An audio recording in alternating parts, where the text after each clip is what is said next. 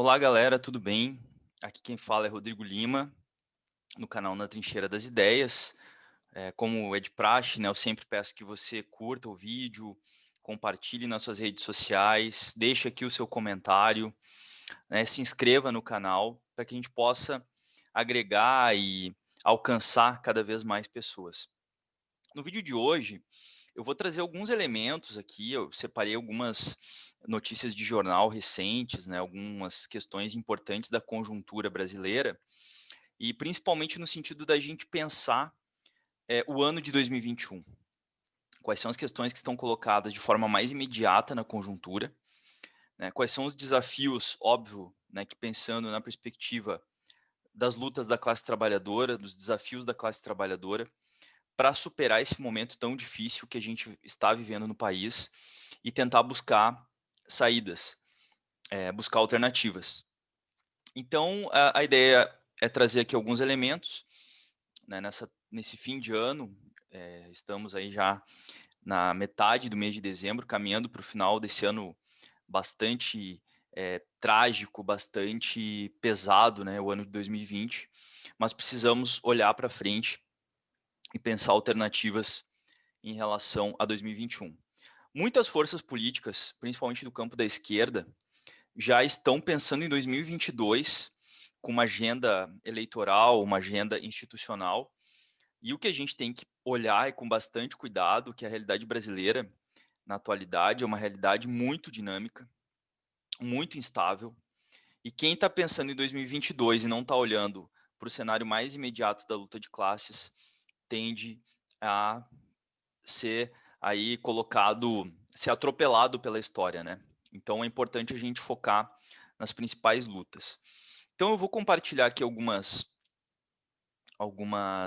questões importantes que que são elementos da conjuntura, não é, para a gente pensar um pouco o que está acontecendo no Brasil de hoje, aí, né? Quais são os desafios que estão colocados aí. Deixa eu aumentar aqui um pouquinho a minha tela. Bom, primeiro vamos partir da notícia aí que foi divulgada nesse último final de semana, né? Hoje, dia 14 de dezembro de 2020, que foi uma pesquisa sobre a aprovação do presidente Jair Bolsonaro. Surpreendeu muita gente o fato dele permanecer, né, com 37% de aprovação entre ótimo e bom. Isso em meio à crise que nós estamos vivendo em relação às vacinas, o governo que não tem planejamento nenhum em relação à vacinação da população. Países aí já iniciaram a vacinação, Estados Unidos, não é, o Canadá já vem sinalizando, a Grã-Bretanha também, Rússia já está caminhando para isso, e o Brasil não tem nada, né? Não tem um plano, não tem seringa, não tem uma logística, e isso que em tese desgastaria mais o governo Bolsonaro, além de todas as denúncias contra a sua família, o uso da BIM, né, o uso político da BIM para defender o Flávio Bolsonaro, mas isso não se refletiu nessa pesquisa do Datafolha. Então, 37% dos brasileiros ainda consideram bom ou ótimo o governo, que é um cenário que vem desde agosto, né? Houve a última pesquisa de opinião em agosto desse ano, e veio o período eleitoral, né? Não houve nenhuma pesquisa nesse sentido, e agora apresenta esse dado, né? E 32% da população consideram ruim ou péssimo, e 29% consideram regular. Então isso causa um certo espanto, porque há uma expectativa de que o Bolsonaro despenque, né? Que o Bolsonaro, quando se iniciou ali a pandemia, inclusive ele chegou a um índice de rejeição ali em junho, né? No auge ali da chamada primeira onda, que na verdade alguns epidemiologistas não consideram que nós saímos da primeira onda, né? Porque não houve uma redução drástica dos casos no Brasil. Ele chegou a 44% de rejeição.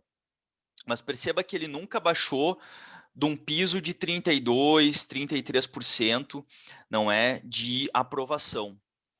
E a gente tem que focar numa questão importante, porque é um dado importante, é um dado relevante, a pesquisa de opinião, mas não quer dizer que uma aprovação baixa do Bolsonaro represente que ele vá sofrer um impeachment ou algo do gênero.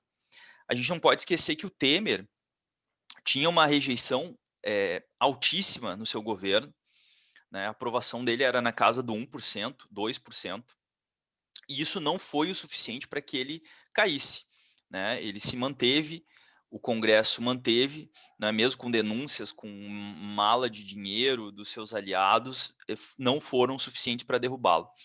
E Bolsonaro, diferente de Temer, tem uma base popular, seja com os militares, seja com grande parte das igrejas evangélicas, seja com setores aí de classe média alta, que defendem ainda seu governo, no agronegócio, na região sul do país. Então, Bolsonaro ainda tem uma base social bastante sólida que apresenta, né, ou pelo menos se apresenta fiel ao presidente. Então, mesmo que ele tenha outros momentos de instabilidade, dificilmente ele vai cair muito em relação à sua aprovação. Deve ficar aí na casa de 25, 20, se um momento de maior crise do seu governo. E ele não baixou dos 30%. Então é importante a gente ter essa análise, porque não adianta só ficar esperando que a rejeição dele aumente como uma ferramenta de que, bom, agora vamos derrubar o Bolsonaro. E aí é uma coisa muito conjuntural, né? A gente viu que o efeito do auxílio emergencial teve, né, representou um aumento da popularidade do Bolsonaro, principalmente num segmento onde ele não tinha tanta entrada, que eram os setores mais pobres da população. E a diferença que faz, né, que está fazendo, a última parcela está sendo paga agora em dezembro, e que fez desde o início do auxílio emergencial, que não era o que ele queria dar, mas acabou ficando como o pai da criança, vamos dizer assim, né? Ficou né, para a população, Bolsonaro ficou responsável pelo auxílio e não o Congresso, que foi quem subiu aí, né, o valor que era de R$ 200 para 500, depois o Bolsonaro fechou com R$ 600 e agora as últimas parcelas em 300. Isso faz muita diferença para os mais pobres e isso que repercute muito na sua aprovação. O auxílio ainda está sendo pago. O auxílio ainda está, mesmo que tenha sido reduzido, ele ainda está segurando a renda, né, a capacidade de consumo de muitas famílias no Brasil. Então, essa popularidade ainda vai levar um certo tempo para ser perdida. Mas esse certo tempo é no curto prazo, porque depois nós vamos ver algumas questões importantes. Não há nada em janeiro. O auxílio emergencial não se estende em janeiro. O programa Renda Brasil do Bolsonaro é uma incógnita. Então, o que vai ter é essa grande massa da população começando 2021 sem nada, não é? Bom, então esse é um primeiro elemento importante para a gente entender os cenários aí e que muito provavelmente o Bolsonaro bateu no teto da popularidade dele. E a gente vai entender o porquê. O primeiro semestre de 2021 tende a ser um semestre de uma nova instabilidade política muito forte no país e de uma agudização da crise social. Tem elementos externos importantes da política internacional. Eu chamaria atenção para dois. Primeiro é o conflito que a família Bolsonaro, que o governo Bolsonaro, através de Eduardo Bolsonaro, através também do embaixador Ernesto Araújo, né, então essa trupe bolsonarista, vem intensificando, vem escalando, não é, numa agressividade em relação à China. Pode não dar em nada, porque os chineses são muito estrategistas nas suas ações, eles não agem intempestivamente, eles vão estudando os cenários, mas que pode ter desdobramentos negativos, principalmente para o agronegócio, que é uma das bases de sustentação do governo Bolsonaro. Então, há aqui uma notícia da BBC Brasil, né, do dia 13 de dezembro, fazendo essa reflexão. A China pode repetir o que fez com a Austrália e retaliar o Brasil? Né? A Austrália começou com uma escalada também de agressões verbais com a China, culpabilizando o país pelo vírus, toda aquela narrativa que vem sendo construída e que a gente vê aqui no Brasil também. Só que a China contra a Austrália agiu, né? Agiu fortemente, taxando pesadamente alguns produtos australianos, impedindo o turismo de chineses para a Austrália. Claro que agora, no contexto de coronavírus, isso já é mais restrito, mas foi criando barreiras para prejudicar a Austrália nesse sentido. Então, isso é um cenário possível para o Brasil para 2021, a China retaliar de alguma forma. E qualquer retaliação da China, que é o maior parceiro comercial do Brasil, vai impactar muito na economia brasileira. Outro elemento importante da conjuntura é o governo Biden. Bolsonaro ainda não reconheceu o governo de Joe Biden, a vitória de Joe Biden, que assume o governo no dia 20 de janeiro. Biden não é um aliado de Bolsonaro. Ainda por mais que ele leve adiante a política imperialista dos Estados Unidos, mas leva com uma outra linha do que vinha sendo adotada pelo governo de Donald Trump, o que vem sendo adotada por Donald Trump. Então, Biden certamente vai tentar isolar Bolsonaro no cenário internacional, porque não é interessante para o Biden manter uma figura de extrema direita que é inclusive opositora, não é, ao seu governo, fará oposição, já vem falando isso nas suas declarações, inclusive com aquela fala atabalhoada, patética, né, falando em pólvora contra os Estados Unidos, enfim. Então, é um cenário internacional muito desfavorável e o governo Bolsonaro ele pode conseguir algo inédito, que é criar um conflito e criar retaliações com as duas maiores potências do mundo, China e Estados Unidos, ficar pressionado por essas duas grandes potências, o que pode ter consequências muito graves para a economia brasileira. Bom, seguindo aqui, é importante também olhar para dentro. O que nós vamos ter de resultado esse ano? E aqui é uma projeção, o Jornal do Comércio, um jornal do Rio Grande do Sul, traz o seguinte título aqui, que é o de mercado financeiro prevê queda de 4,11% na economia do Brasil em 2020.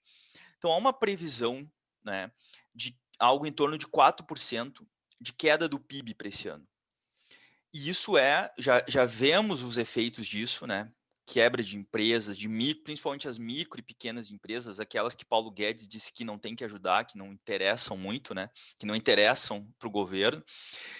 O desemprego em massa, ou seja, uma total desarticulação da indústria nacional também, do que restou de indústria nacional. Então, a economia brasileira, que já vinha num cenário de estagnação, pós um período de depressão, de recessão, 2015 e 2016, depois fica ali no PIBinho do 1%, Paulo Guedes entrega um PIB também de 1%, em torno de 1% no seu primeiro ano como ministro da Economia, e vem 2020 e derruba esses indicadores. Se espera, que é o discurso, o falso discurso do governo, que é a recuperação em V, que será um crescimento excepcional da economia brasileira. Mas quando a gente olha para o cenário de 2021, não é isso que está se desenhando, né? O que nós temos aqui é uma grande possibilidade de que o PIB mantenha-se negativo no primeiro trimestre de 2021. Isso segundo os bancos, né? Então, há uma sinalização de que essa retomada econômica vai ser muito lenta, vai se arrastar, e aqui a gente pode até colocar um cenário para o primeiro semestre de 2021 ainda como um cenário bastante crítico em relação a uma retomada econômica.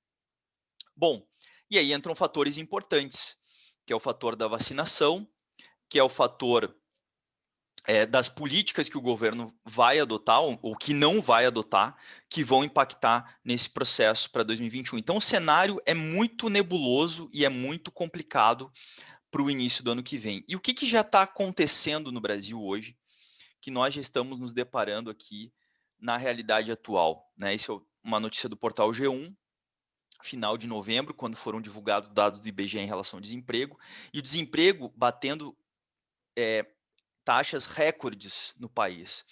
Esse é um tema central, para depois no final a gente vai falar um pouco das alternativas, é um tema central para pensar alternativas para o povo brasileiro, para os trabalhadores brasileiros.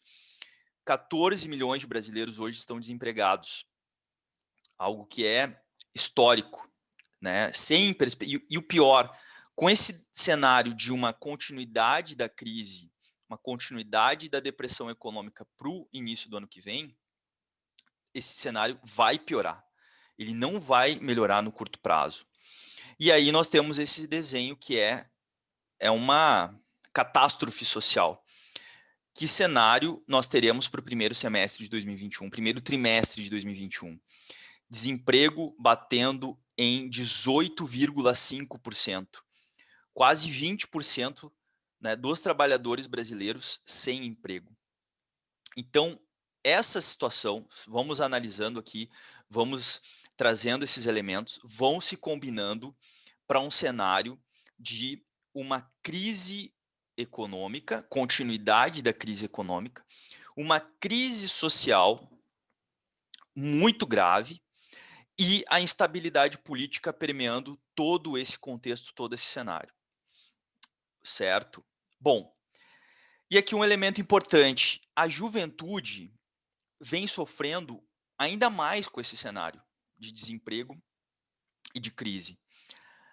31,4% dos jovens no Brasil estão desempregados, que é essa população na faixa entre 18 e 24 anos, né? Então, também a tendência é que esses indicadores piorem para a juventude. Então, vejam como é importante apresentar uma agenda política para a juventude trabalhadora brasileira, nessa juventude que está nos grandes centros urbanos, que está trabalhando, né, nos aplicativos, ganhando quase nada, se arriscando, sem perspectivas, com dificuldades para se manter na escola. Muitos jovens estão tendo que trabalhar de qualquer maneira para ajudar em casa e abandonando os seus cursos, evasão. Então, vejam como esse cenário vai se agravando para segmentos importantes da população brasileira.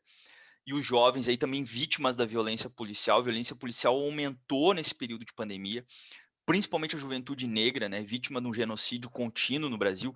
A gente percebe como a violência contra a população da periferia, contra a população negra, vem aumentando nesse contexto, porque é uma maneira do Estado, não é, manter o controle sobre os bolsões aí onde está a classe trabalhadora, nos bolsões onde está a população jovem, a população negra, para conter qualquer tipo de iniciativa popular, qualquer tipo de reação popular em relação a esse cenário de crise que nós estamos vivendo. Então, a violência policial é um elemento importante também que a gente tem que denunciar e levar em conta. Bom, aí também tem o elemento da inflação, que é um elemento que revela a desigualdade, representa aqui mais um dos tantos cenários de desigualdade no Brasil. A inflação nesse ano, ela atinge muito mais as famílias de baixa renda do que os mais ricos. A inflação na baixa renda é quase 3 vezes a dos mais ricos, mostra o IPEA.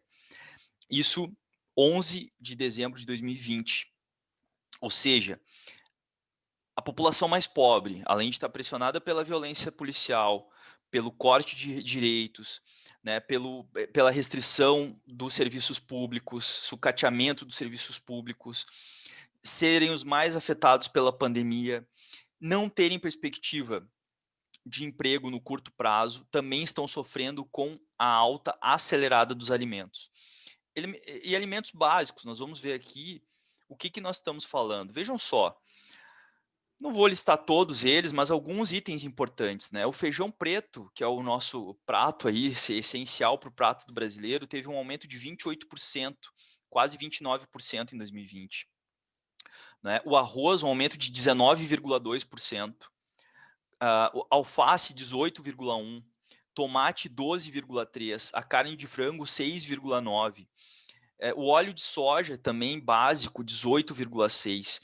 Então, praticamente todos os alimentos que estão na mesa dos brasileiros, os alimentos básicos, tiveram um aumento muito significativo durante esse ano de 2020 e continuam com esses preços lá nas alturas, né? Então, isso também reflete numa queda da capacidade do consumo das famílias. E vejam como isso aqui afeta qualquer perspectiva de crescimento econômico. E aí a gente está falando aqui desse crescimento numa lógica do capital mesmo, né? Mesmo na perspectiva do capital, de um aumento da produção interna, do produto interno bruto, do PIB, né, e de um desenvolvimento econômico nesses padrões. 65% do PIB é composto pelo consumo das famílias. Com a retração econômica e com essas famílias estranguladas economicamente, não há cenário de saída dessa crise econômica. Não há cenário de saída dessa crise econômica. Então, claro que essa crise, sempre ressaltando, para os trabalhadores, porque o topo de cima está, né, tendo as suas alternativas aí, setores do varejo, do agronegócio estão lucrando, estão acumulando capital. Agora, a classe trabalhadora está sofrendo brutalmente com esse cenário de pandemia e com esse cenário de crise econômica e de falta de recursos, né, do destino dos recursos para as áreas sociais. E aí nós temos a questão da pandemia. A pandemia não acabou, a pandemia está num cenário gravíssimo no país inteiro, né? Nós temos agora as festas de final de ano, o comércio está aberto. Então, já há um cenário de que lá para meados de janeiro, quando se tem o efeito 15 dias após as contaminações, nós vão estar estourando e vão passar de 200 mil mortos no início do ano que vem, a pandemia descontrolada, o SUS saturado, trabalhadores da saúde no limite, né, muitos até sem receber, enfim, sem as condições de trabalho adequadas. Então, isso vai entrar 2021 e esse atraso do governo Bolsonaro em relação à vacina, que não há previsão no Brasil hoje, não há nenhum cenário concreto de quando começará a vacinação, empurra essa crise mais para frente ainda. Essa crise se estende por um período maior. Então a gente está falando de questões que em janeiro, fevereiro do ano que vem já vão estar explodindo, né? O SUS tem cortes aí no orçamento, previstos pro orçamento, vai dificultar ainda mais o atendimento, que já está saturado, já está no limite, né? A pandemia, ela segue firme, segue no seu fluxo, aí o vírus, né, não vai tirar férias, o vírus vai seguir, então o cenário é muito grave para o início do ano que vem, para o mês que vem já, né? Isso aqui é importante, né, que a vacina não significa o fim da pandemia, porque você vai ter que vacinar uma quantidade muito grande da população para você ter uma tranquilidade. Isso vai levar tempo, isso vai levar um empreendimento aí de recursos e nós não temos nada disso no Brasil, né, hoje. Nós não temos um desenho disso para o Brasil hoje, um planejamento, não temos nada. Então isso também vai fazer com que essa pandemia, com que as consequências da pandemia do novo coronavírus se estendam por mais um período. Então nós estamos falando já de início de 2021, muito complexo, muito crítico, muito tenso, mas que vai se estender por um período, pelo menos aí os 3 primeiros meses do ano que vem, ou pelo menos aí o primeiro semestre do ano que vem, com um cenário totalmente instável, totalmente caótico.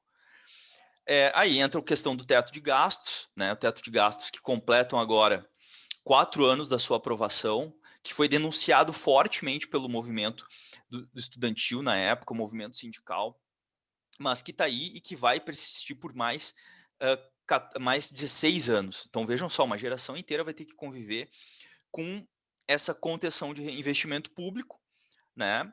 E que sufoca qualquer capacidade do Estado apontar uma saída para essa crise, com protagonismos do Estado, com investimento nas áreas sociais. O que nós estamos vendo é um encolhimento desses investimentos e o sucateamento total do serviço público, inclusive com uma proposta de reforma administrativa que está aí na agenda do Congresso Nacional, que deve, ano que vem, aparecer com força, que aí acaba com o serviço público no Brasil de vez mesmo, né?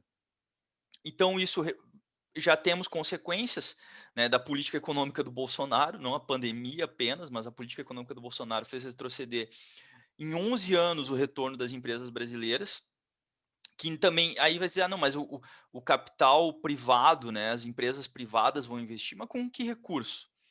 Né? Grande parte das indústrias aí estão com a sua capacidade ociosa, num cenário de instabilidade, num cenário de crise, dificilmente terão condições de fazer grandes investimentos.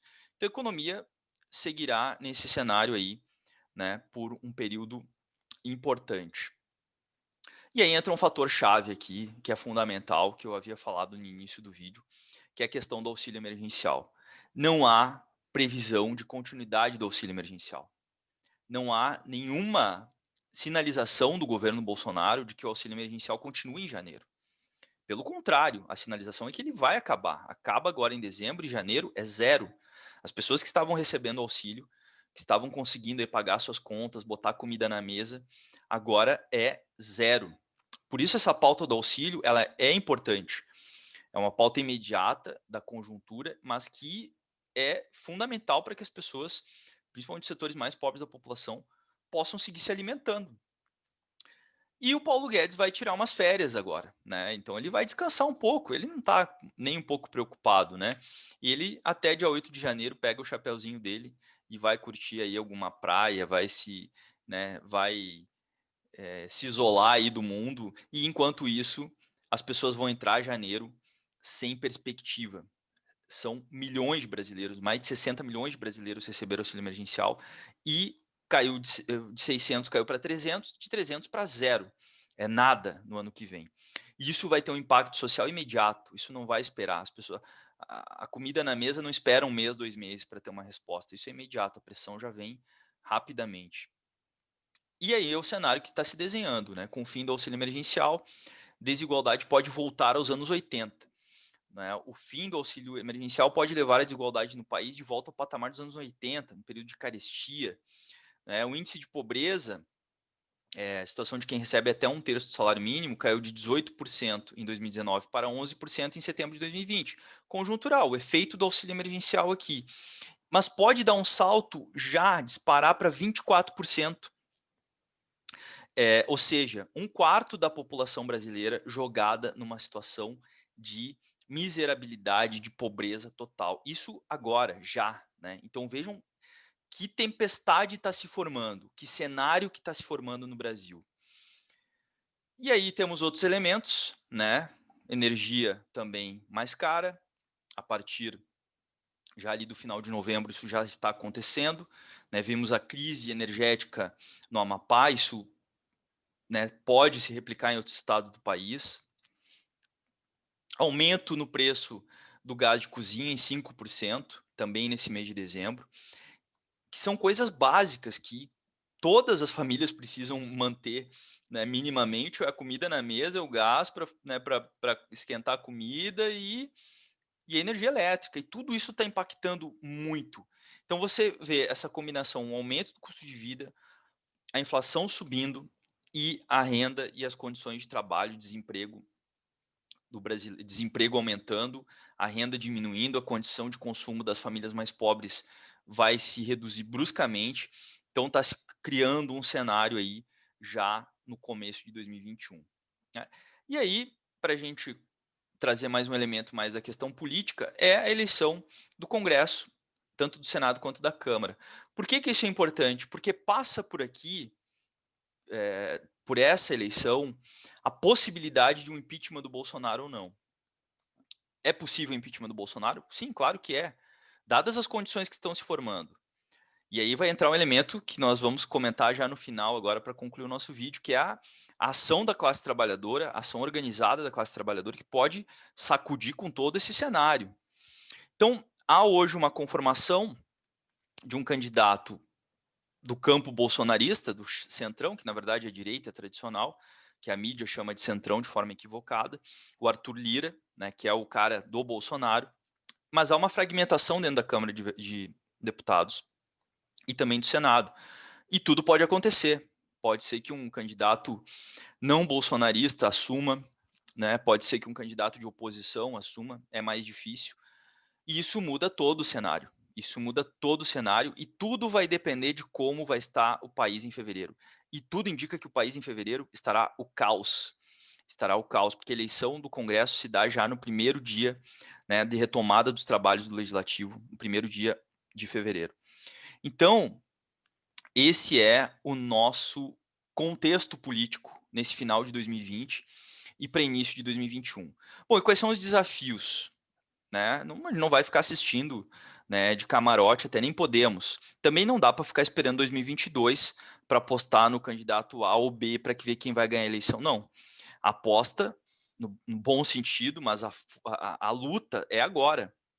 A aposta tem que ser na luta imediata, né, na organização dos trabalhadores, né, na mobilização dos setores que estão sendo atingidos brutalmente por essa crise, que estão sendo atingidos pela pandemia de forma mais aberta, de forma mais grave, enfim. Então, eu vou trazer aqui contribuições, e aí eu fico a sugestão, depois eu coloco o link aqui na descrição do vídeo, que é um artigo, eu sugiro que você leia, do Edmilson Costa, que é secretário-geral do PCB, que ele faz uma avaliação das eleições e aponta cenários. O texto chama-se As Eleições Municipais e o Teorema da Luta de Classes. E aí tem 3 elementos importantes. Denunciar o capitalismo, denunciar essa agenda ultraliberal capitalista e os ataques que estão sendo realizados contra os trabalhadores e trabalhadoras. Isso é central, organizar essa pauta, comunicar com as comunidades, comunicar com os trabalhadores, distribuir material nos pontos onde os trabalhadores estão concentrados, ir nos bairros. É uma campanha que tem que ser colocada em prática, esse diálogo permanente com a população. E apontando claramente para um programa que o Edmilson coloca, anticapitalista e antiimperialista. Um programa aberto, claro, de posição em relação ao capitalismo, a essa agenda ultraliberal do Paulo Guedes, essa agenda imperialista de saque dos recursos do Brasil, que está sendo implementada amplamente aí, e que se aprofundaram gravemente após o golpe de 2016. Então, esse programa tem que ser apresentado para a população. Ele não pode ficar escamoteado, ele não pode ficar escondido, ele tem que ser apresentado claramente. Há uma alternativa, há uma proposta. Há uma onda progressista na América Latina, uma retomada das lutas, nós precisamos apresentar essa possibilidade para o povo brasileiro. E organização popular contra as desigualdades. Essa agenda da luta contra o desemprego, da luta contra a carestia, da luta contra as desigualdades, hoje ela é central para discutir, organizar, unificar os diferentes segmentos da classe trabalhadora no Brasil. E aí nós começamos a ter um desenho de uma possibilidade de saída desse cenário. Então, trouxe aqui alguns elementos para reflexão, espero que você tenha gostado do vídeo. Curta, né, compartilhe, se inscreva e manda esse vídeo para frente para a gente chegar cada vez em mais e mais pessoas.